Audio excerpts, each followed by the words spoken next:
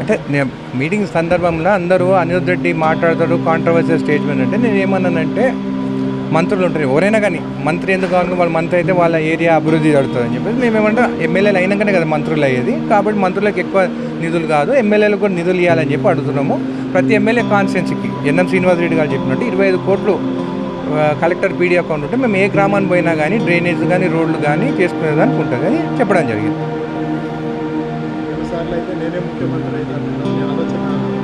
రెండు సార్లు మళ్ళీ నేను గెలిపిస్తే సీఎం అభ్యర్థిని అవుతానని నేను చెప్పడం జరిగింది. ఎందుకంటే రీజనల్ పార్టీస్లో ఫ్యామిలీసే అవుతాయి కానీ ఇది కాంగ్రెస్ పార్టీ స్వేచ్ఛ ఉంటుంది అందరికీ అవకాశం ఉంటుంది.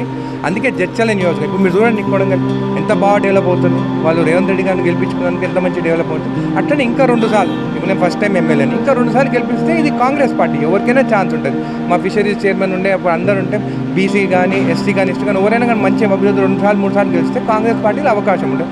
అట్లనే జడ్చల నియోజకవర్గం నన్ను ఇంకా 2 సార్లు గెలిపండి నేను కూడా ఒక సీఎం అభ్యర్థి ఉంటాను. ఎట్లయితే మునుగోడులో శాసిస్తానని చెప్పేసి కోమటిరెడ్డి రాజగోపాల్ రెడ్డి గారు నేను కూడా అదే అంటాను. ఇంకా 2 సార్లు గెలిపిస్తే 3వ సారికి నేను కూడా సీఎం అయితే శాసిస్తాను 5,000 కోట్లు జడ్చలకు తీసుకొస్తాను.